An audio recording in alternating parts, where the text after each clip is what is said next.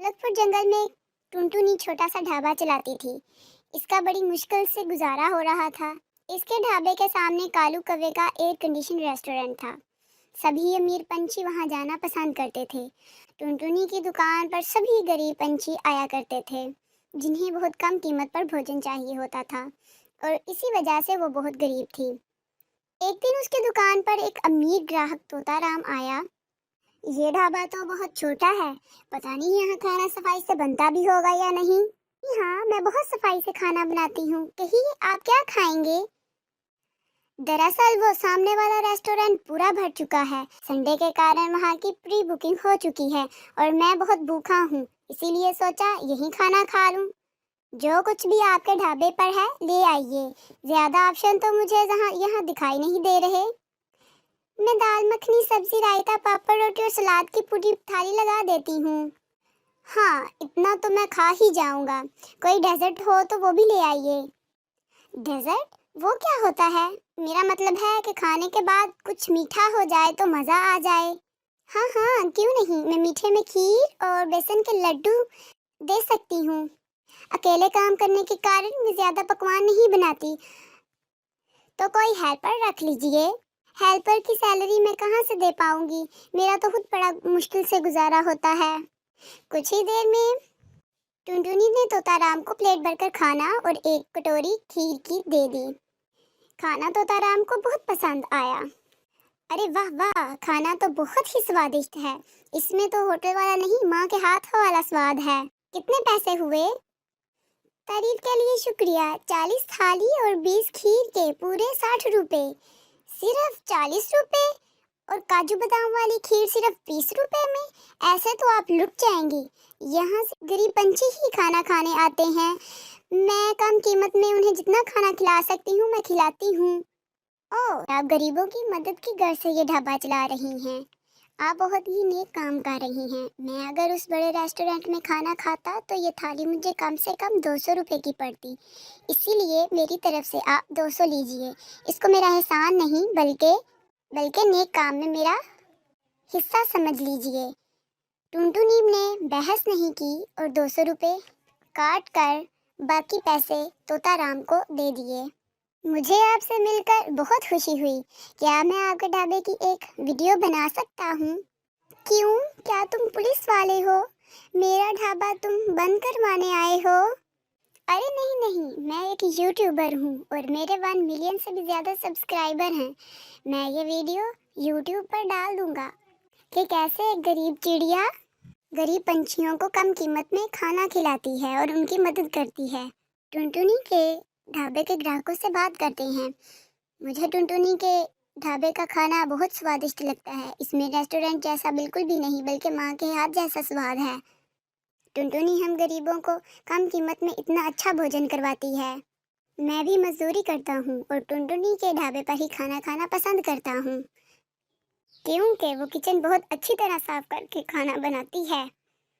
तो दोस्तों, महंगे रेस्टोरेंट में खाना खाने के बजाय, किसी महंगे रेस्टोरेंट पे पैसे बर्बाद करने की बजाय टुनटुनी चिड़िया के ढाबे पर खाना खाइए।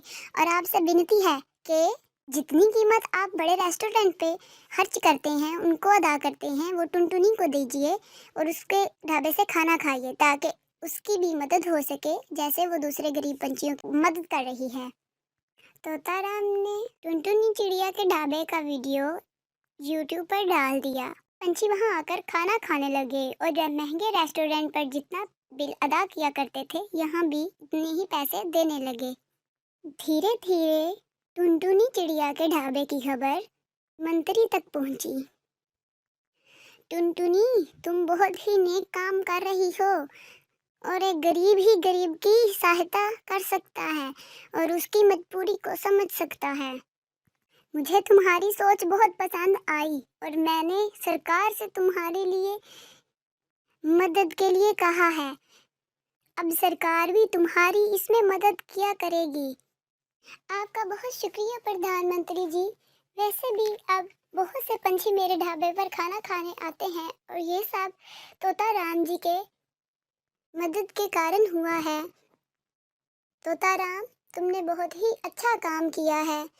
मेरा कोई कमाल नहीं, मैंने तो बस गरीब पंछियों की सहायता की है। तोताराम, तुमने बहुत ही अच्छा काम किया है। यूं तो बहुत से यूट्यूबर्स हैं जो बहुत सी वीडियोस बनाकर लगाते हैं, लेकिन कोई भी किसी के भले की वीडियो नहीं लगाता। सब अपने मफाद के लिए ही लगाते हैं और लोग उनको मुफ्त में लाइक करते हैं और शेयर करते हैं। तुम बहुत ही अच्छी वीडियोस बनाते हो। मैंने भी तुम्हारा यूट्यूब चैनल देखा है और मैंने उसको सब्सक्राइब भी कर लिया है। उसका लिंक भी नीचे डिस्क्रिप्शन में मेंशन कर दिया है। धन्यवाद मंत्री जी, ये तो आपका बड़ापन है। अब तो मैंने सोचा है कि मैं ऐसे ही पंछियों की वीडियो बनाकर अपलोड किया करूँगा, ताकि इनकी सहायता हो सके और लोगों को पता चल सके कि ये लोग कितनी मेहनत करते हैं। इस तरह टुनटुनी का ढाबा अच्छी तरह चलने लगा। इससे टुनटुनी चिड़िया भी बहुत प्रसन्न हुई और तोताराम के चैनल को भी बहुत से लाइक्स और सब्सक्राइबर मिले।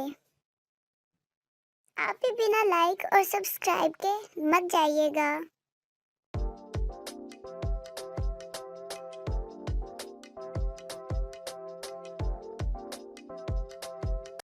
हमारे सभी जानने वालों को नए साल 2023 की बहुत बहुत मुबारक हो।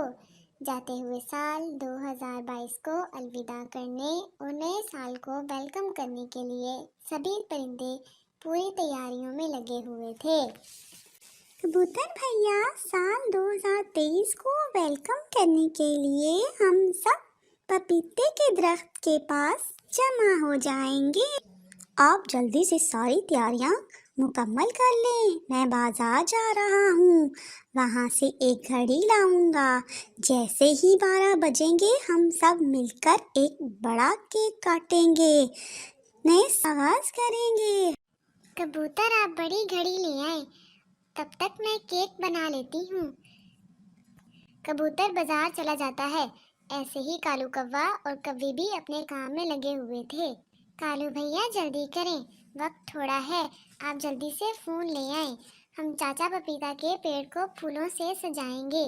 चिड़िया ने बताया है, हम सब चाचा पपीता के पास जमा होकर साल 2023 को केक काट कर वेलकम करेंगे। फूल तो हम यूं लेकर आए, बेले भी लेते आना। मैं जा रहा हूँ शक्कर लेने। चिड़िया केक बना रही है, इसने मुझे शक्कर लाने का कहा है। फिर काला कौवा और गोरी कौवी फूल लेने चले जाते हैं।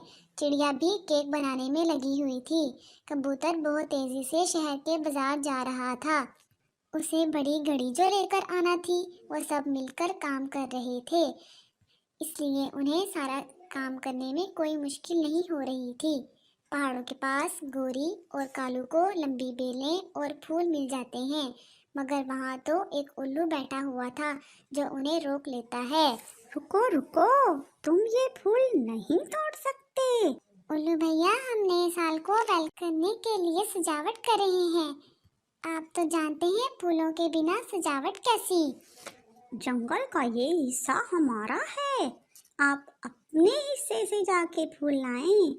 उल्लू भैया, क्या हमारा और क्या तुम्हारा, आप भी हमारे साथ चलें। हम सब मिलकर केक काटेंगे और खूब मस्ती करेंगे। ये सारी बातें पिछले साल भी हुई थी कि सब मिलकर रहेंगे, मगर तुम्हारे जंगल की चील ने पहले हमला किया था, जब हमारे छोटे बच्चों को मार दिया था उस चील ने।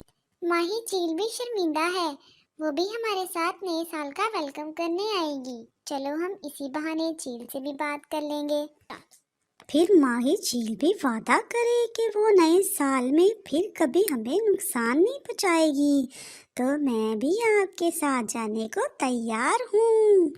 मुझे पूरा यकीन है कि आज सारे परिंदे पुरानी दुश्मनियाँ भुला देंगे।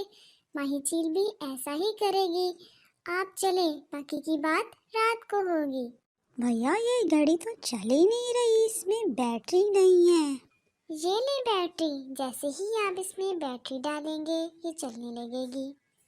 फिर कबूतर भी घड़ी और उसकी बैटरी लेकर वापस हो लेता है।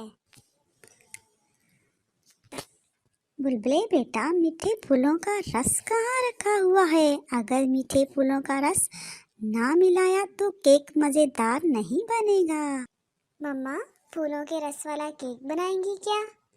हाँ बेटा, सारी तैयारियां मुकम्मल हैं, आप बस मीठे फूलों का रस लेकर चलें। बुलबुल और उसका बेटा भी चिड़िया के घर की तरफ चले जाते हैं। तोता भी किसान की बीवी के पास शक्कर लेने चला जाता है। माँ जी, आप भी क्या कहेंगी? परिंदे मुंह उठाकर शक्कर लेने चले आते हैं। वो ऐसा है ना, हम साल 2023 को वेलकम करने के लिए केक काट रहे हैं आज रात 12 बजे। बस इसीलिए केक बनाने के लिए शक्कर लेने आया हूँ। क्या तुम सब मिलकर केक काटोगे? जी हाँ, हम सब मिलकर केक काटेंगे और जिन जिन परिंदों की आपस में नाराजगियां हैं वो एक दूसरे को माफ कर देंगे। साल 2023 में प्यार और मिलजुल कर रहने का वादा करेंगे। काश हम इंसान भी मिलकर ऐसा कर सकें, हम भी एक दूसरे को माफ कर सकें, गुस्से भुला दें। ये साल भी गुजर गया, कोई ना बदला, सब ऐसे ही है जैसे पिछले साल था। वही लड़ाइयाँ, वही झगड़े, और तो और इस साल इंसानों की आपस में बड़ी बड़ी लड़ाइयाँ हुई हैं। क्या माँ जी, इंसान भी आपस में लड़ते हैं? क्या खाने को लेकर उनकी भी आपस में लड़ाइयाँ होती हैं? नहीं, ताकत की वजह से। जो जितना ताकतवर है उतना ही जालिम है। सब यही चाहते हैं उससे दूसरे डरें। मुल्कों मुल्कों यही लड़ाई है। रूस और उसके पड़ोसी मुल्कों में भी यही लड़ाई है जो रुकने का नाम ही नहीं ले रही। खैर, तुम इन परिंदों को इंसानों से क्या लेना देना। हमारे लिए भी दुआ करना कि ये साल 2023 खुशियाँ और अमन लेकर आए। आपका बहुत बहुत शुक्रिया। फिर तोता किसान की बीवी से शक्कर लेकर चला जाता है। रात हो जाती है। चाचा पपीता के पेड़ के तने के साथ घड़ी लगा दी जाती है। सब परिंदे इकट्ठे हो जाते हैं। फूल और बेलों से सजावट की जाती है। माही चील भी आ गई थी। चील जी, उल्लू भैया आपसे नाराज हैं। क्या आप नहीं चाहते 2022 के जाने के साथ साथ आप अपनी दुश्मनी भी भुला दें, जिसमें प्यार हो, मोहब्बत हो, एहसास हो, जिसमें लड़ाई ना हो। उल्लू दोस्त, मुझे माफ़ कर दो, मैं शर्मिंदा हूँ, मगर मैं वादा करती हूँ एक साथ रहेंगे, मिलजुल कर रहेंगे, एक जंगल में एक फैमिली की तरह रहेंगे, अच्छे दोस्तों की तरह।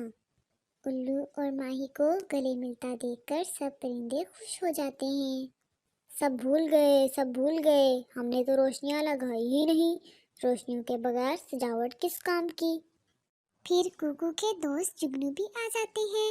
हर तरफ रोशनी ही रोशनी हो जाती है। सब अपनी अपनी आंखें बंद कर लें। 12 बजने में सिर्फ 10 सेकंड ही बाकी हैं। फिर वो सब ऐसा ही करते हैं और उल्टी गिनती गिनना शुरू कर देते हैं। 10, 9, 8, 7, 6, 5, 4, 3, 2, 1। सबको मुबारक हो। अल्लाह करे 2023 हमारे लिए कई खुशियां लेकर आए।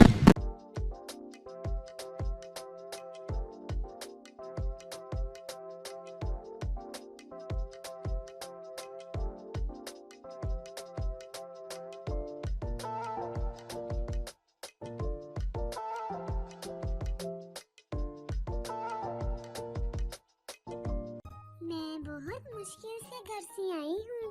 माँ तो मुझे नदी पर भी नहीं आने दे रही थी। तो क्या तुमने अपनी माँ से हमारी शादी की बात नहीं की?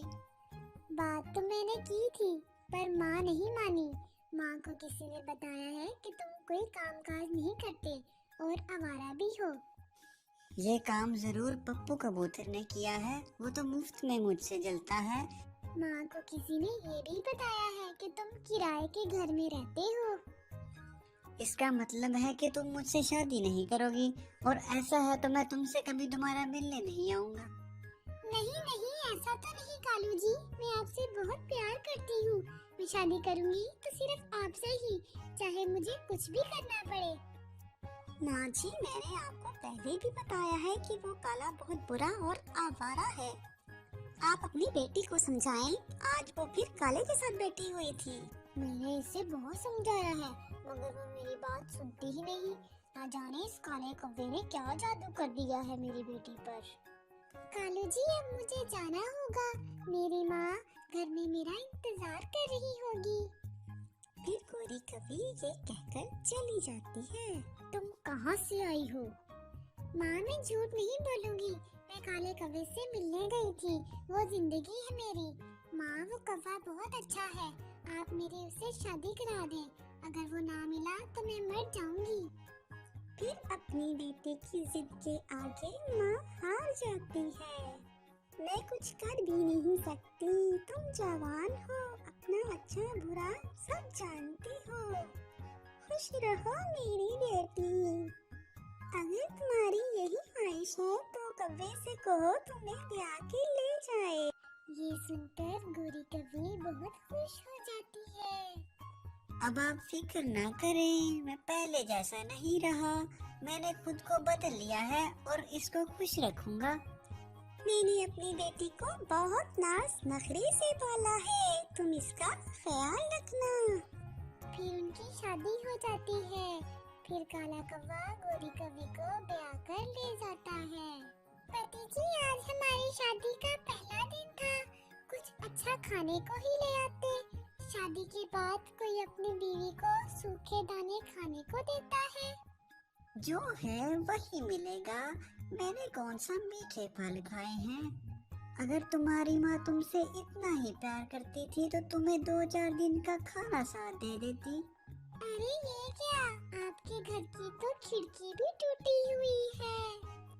तो चुप कर जा, मुझे पता है। आज पहले ही दिन गोरी कौवे को कौवे का रवैया बदला बदला लगता है। उसने सोचा शायद उसका वहम है। ऐसे ही कुछ दिन गुजर जाते हैं। एक दिन दोनों नदी पर बैठे थे। गोरी कौवी ने कौवे से कहा, कालू जी मुझे कल कबूतर मिला था, उसने मुझे बताया कि आप नशा भी करते हैं। तुम क्या लेकर आई थी? सब अपनी माँ से जहेज लेकर आते हैं, अगर तुम कुछ ना लाई तो मैं तुम्हें घर से निकाल दूंगा या तुम्हें छोड़कर कहीं और चला जाऊंगा। ना ना कालू जी, ऐसा ना करना, मैं मर जाऊंगी आपके बिना। मैं आपसे बहुत प्यार करती हूँ। जो बातें कबूतर ने बताई वो तो मुझे शादी से पहले ही पता थी, मगर मैंने फिर भी आपसे शादी की। मैं अभी जाती हूँ और माँ से कुछ पैसे लेकर आती हूँ। फिर गोरी कौवी अपनी माँ की तरफ चली जाती है। गोरी बेटी, ये तुम्हारे मुंह पर सूजन कैसे? बताओ किस काम से आई हो?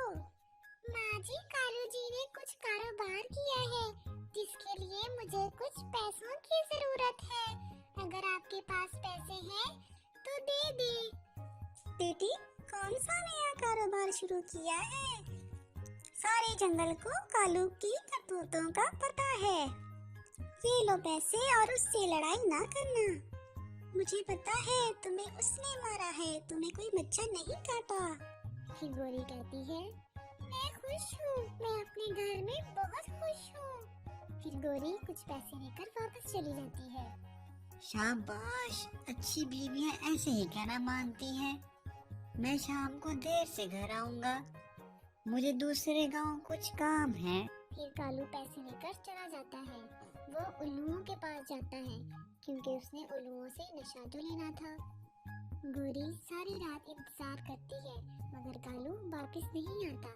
कई बार तो गोरी को भूखे पेट ही सोना पड़ता। वो ये सब कुछ बर्दाश्त कर रही थी क्योंकि उसने पसंद की शादी जो की थी, उसको ये सब सहना पड़ रहा था। एक दिन वो घर के बाहर बैठी होती है कि कालू कौवे की उसको आवाज सुनाई देती है। कहाँ हो गोरी, कहाँ हो गोरी, जल्दी आओ, मेरी बात सुनो। गोरी कौवे के पास जाती है। सुबह ब्रश किसने किया था? मैंने किया था। तो फिर कोलगेट का ढक्कन तुम्हारे बाप ने लगाना था आकर। इसमें भी कोई बड़ी बात है जो तुम मेरे बाप का नाम ले रहे हो? तो फिर जब गोरी वापस मुड़ती है तो कालू कौवा उसके सर पर रखकर डंडा मारता है। इससे वो गिर जाती है। माँ, मेरी माँ मुझे बचा ले, मेरे सर पर बहुत दर्द हो रहा है। कालू घर से बाहर चला जाता है। आज गोरी को पता चल गया कि उसने उससे शादी कर बहुत बड़ी गलती की है। वो बड़ी मुश्किल से उड़कर अपनी माँ के घर जाती है। मेरी बेटी को क्या हुआ? तुम्हारे सर से खून बह रहा है। फिर गोरी कभी खामोश हो जाती है। बस अब बहुत हो गया, अब मैं तुम्हें नहीं जाने दूंगी उस कौवे के पास। फिर गोरी कभी अपनी माँ के गले लगकर जोर जोर से रोने लग जाती है। वो बहुत पछता रही थी कि उसने अपनी माँ की बात क्यों नहीं मानी, लेकिन अब पछताने का कोई फायदा नहीं था क्योंकि गुजरा हुआ वक्त लौटकर वापस नहीं आएगा। तो दोस्तों, शादी जैसे मामले में अपने माँ बाप की जरूर सुनो, वरना आपको गोरी कभी की तरह पछताना पड़ेगा।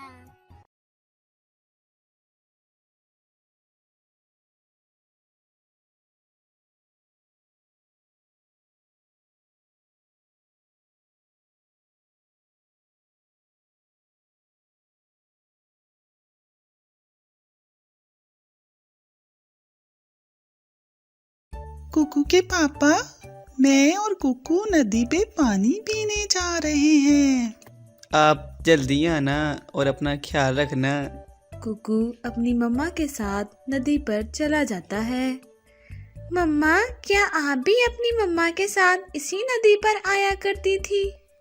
हाँ कुकू, मैं भी अपनी मम्मा के साथ इसी नदी पर आया करती थी जब मैं छोटी थी।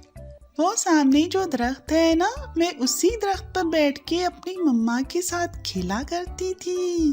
मम्मा, क्या आपकी मम्मा भी आपसे प्यार करती थी? बहुत बहुत, मेरी मम्मा मुझसे बहुत प्यार करती थी। जितना प्यार आप मुझसे करती हैं, क्या उससे भी ज्यादा? नहीं, उससे थोड़ा कम। मैं अपने कुक्कू से ज्यादा प्यार करती हूँ। जैसे आप नदी पे आके मुझसे सवाल करते हो, ऐसे ही मैं भी सवाल किया करती थी। वो माँ बेटा ऐसे ही बातें कर रहे थे, एक दूसरे में खुशियाँ बांट रहे थे कि अचानक पीछे से एक चील आती है और कुकू को अपने मजबूत पंजों से उठाकर वहाँ से भाग जाती है। मम्मा चिड़िया को मौका ही नहीं मिलता कि वो कुछ करे। वो रोने लग जाती है। ओ मेरे कुकू को कोई बचाए, वो जालिम चील मेरे कुकू को उठा के ले गई है। कुकू के पापा, वो जालिम चील हमारे कुकू को उठा के ले गई। वो मार देगी हमारे कुकू को। क्या ये क्या हो गया? मैं बचा लूंगा अपने बेटे को। वो हमारे कुकू को नहीं मारेगी, क्योंकि मेरे अब्बूजी कहते थे कि चीलें अपना शिकार रात को खाती हैं। अब हम क्या करें, वो चील तो बहुत ताकतवर है। चलो हम दूसरे परिंदों के पास चलते हैं। फिर वो दोनों मियाँ बीवी कबूतर के पास जाते हैं। ये तो बहुत बुरा हुआ, पर आप घबराएं नहीं, हम सब मिलकर किसी न किसी तरह अपने कुकू को उस चील से बचा लेंगे। अब हमें क्या करना होगा? कालू कव्वे और गोरी कव्वी के पास जाते हैं, वही कोई ना कोई हल बताएंगे। मुझे पता है कालू कव्वा और गोरी कव्वी जरूर कुछ करेंगे। वो सब फिर से उठते हैं और कालू कव्वा और गोरी कव्वी के घर जाते हैं। कालू कव्वा और गोरी कव्वी अपने घर के बाहर ही बैठे हुए थे। कोई मेरे कुकू को बचाओ, वो चील खा जाएगी मेरा बेटा। क्या कुकू को कोई चील उठा कर ले गई है?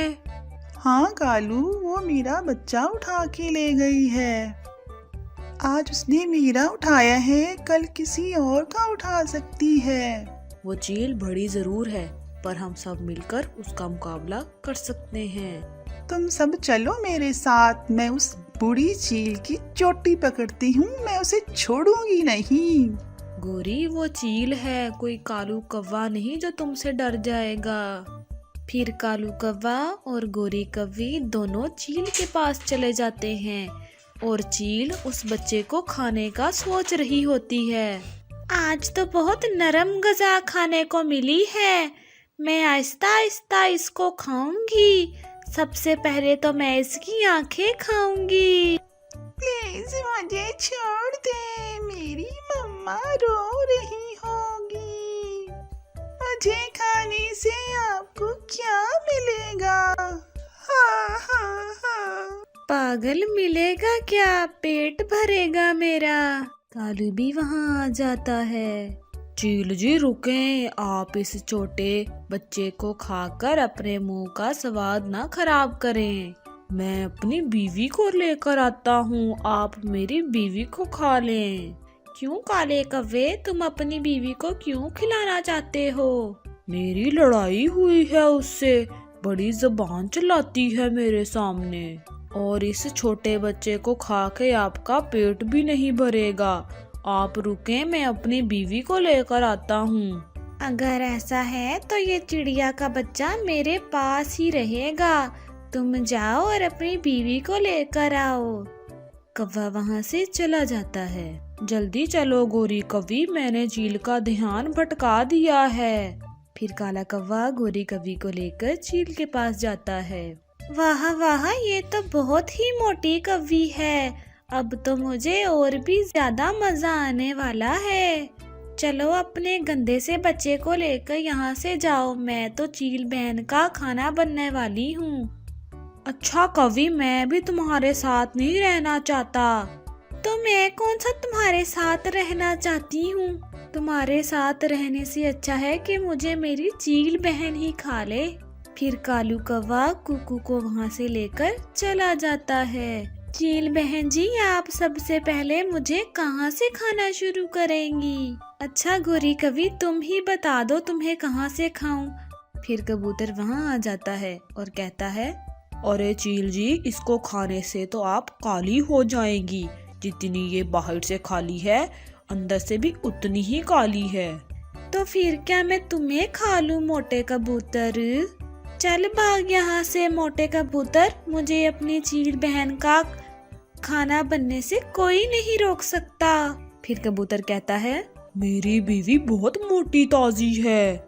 वो इस कव्वी की तरह काली भी नहीं है, उसका रंग भी सफेद है। मैं अभी उसे लेकर आता हूँ। फिर आप दोनों को देखकर ही फैसला करना कि आप इन दोनों में से किसको खाएंगी। फिर रात हो जाती है।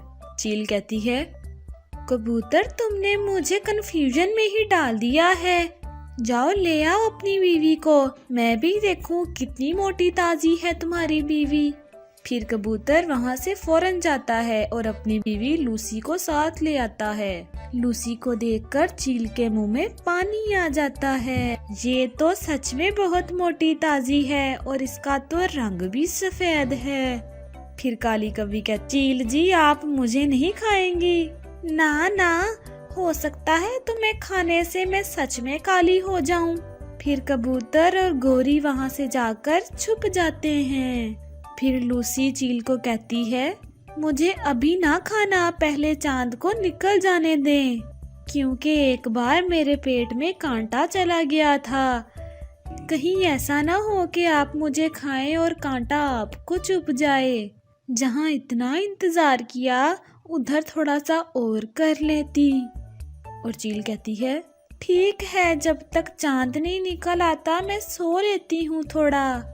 और फिर चील गहरी नींद सो जाती है। उसके बाद सारे परिंदे आते हैं, चील का घोंसला उठाकर पानी में गिरा देते हैं और चील वहीं डूब के मर जाती है।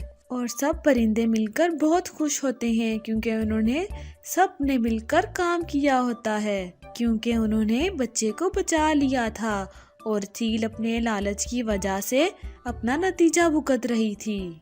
उसके बाद सब परिंदे मिलकर रहना शुरू कर देते हैं।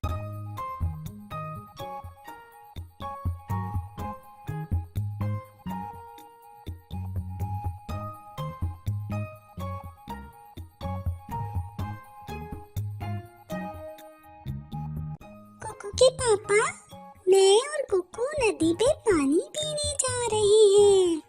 आप जल्दी आना और अपना ख्याल रखना। कुकू अपनी मम्मा के साथ नदी पर चला जाता है। मम्मा, क्या आप भी अपनी मम्मा के साथ इसी नदी पर आया करती थी? हाँ कुक्कू, मैं भी अपनी मम्मा के साथ इसी नदी पर आया करती थी जब मैं छोटी थी। वो सामने जो दरख्त है ना, मैं उसी दरख्त पर बैठ के अपनी मम्मा के साथ खेला करती थी। मम्मा, क्या आपकी मम्मा भी आपसे प्यार करती थी? बहुत बहुत, मेरी मम्मा मुझसे बहुत प्यार करती थी। जितना प्यार आप मुझसे करती हैं, क्या उससे भी ज्यादा? नहीं, उससे थोड़ा कम। मैं अपने कुक्कू से ज्यादा प्यार करती हूँ। जैसे आप नदी पे आके मुझसे सवाल करते हो, ऐसे ही मैं भी सवाल किया करती थी। वो माँ बेटा ऐसे ही बातें कर रहे थे, एक दूसरे में खुशियाँ बांट रहे थे कि अचानक पीछे से एक चील आती है और कुकू को अपने मजबूत पंजों से उठाकर वहाँ से भाग जाती है। मम्मा चिड़िया को मौका ही नहीं मिलता कि वो कुछ करे, वो रोने लग जाती है।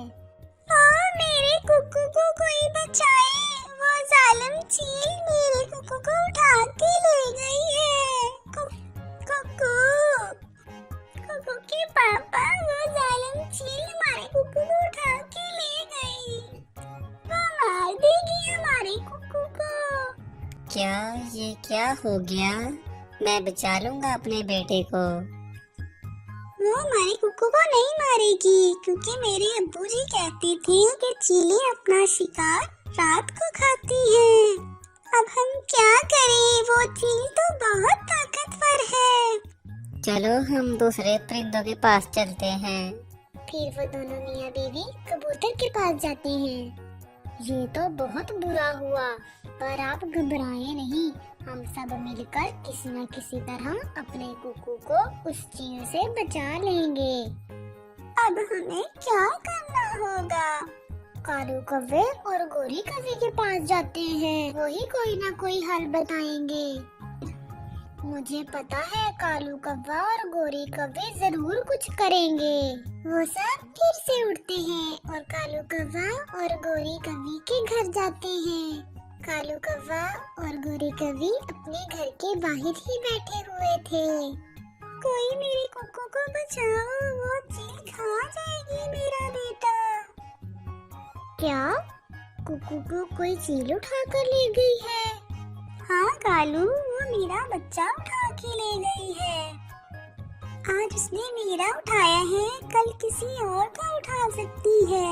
वो चील बड़ी जरूर है, पर हम सब मिलकर उसका मुकाबला कर सकते हैं। तुम सब चलो मेरे साथ, मैं उस बुरी चील की चोटी पकड़ती हूँ, मैं उसे छोड़ूंगी नहीं। गोरी, वो चील है, कोई कालू कव्वा नहीं जो तुमसे डर जाएगा। फिर कालू कव्वा और गोरी कव्वी दोनों चील के पास चले जाते हैं और चील उस बच्चे को खाने का सोच रही होती है। आज तो बहुत नरम गज़ा खाने को मिली है, मैं आहिस्ता आहिस्ता इसको खाऊंगी। सबसे पहले तो मैं इसकी आंखें खाऊंगी। प्लीज मुझे छोड़ दे, मेरी मम्मा रो रही होगी। मुझे खाने से आपको क्या मिलेगा? पागल, मिलेगा क्या? पेट भरेगा मेरा। कालू भी वहाँ आ जाता है। चील जी रुके, आप इस छोटे बच्चे को खाकर अपने मुंह का स्वाद ना खराब करें। मैं अपनी बीवी को लेकर आता हूँ, आप मेरी बीवी को खा ले। क्यों काले कव्वे, तुम अपनी बीवी को क्यों खिलाना चाहते हो? मेरी लड़ाई हुई है उससे, बड़ी जुबान चलाती है मेरे सामने, और इस छोटे बच्चे को खा के आपका पेट भी नहीं भरेगा। आप रुके, मैं अपनी बीवी को लेकर आता हूँ। अगर ऐसा है तो ये चिड़िया का बच्चा मेरे पास ही रहेगा। तुम जाओ और अपनी बीवी को लेकर आओ। कव्वा वहाँ से चला जाता है। जल्दी चलो गोरी कव्वी, मैंने चील का ध्यान भटका दिया है। फिर काला कव्वा गोरी कव्वी को लेकर चील के पास जाता है। वाह वाह, ये तो बहुत ही मोटी कव्वी है, अब तो मुझे और भी ज्यादा मजा आने वाला है।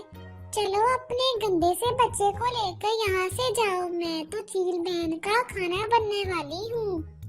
अच्छा कवि, मैं भी तुम्हारे साथ नहीं रहना चाहता। तुम मैं कौन सा तुम्हारे साथ रहना चाहती हूँ। तुम्हारे साथ रहने से अच्छा है कि मुझे मेरी चील बहन ही खा ले। फिर कालू कौवा कुकू को वहाँ से लेकर चला जाता है। चील बहन जी, आप सबसे पहले मुझे कहाँ से खाना शुरू करेंगी? अच्छा गोरी कवि, तुम ही बता दो तुम्हें कहाँ से खाऊं। फिर कबूतर वहाँ आ जाता है और कहता है, अरे चील जी, इसको खाने से तो आप काली हो जाएगी।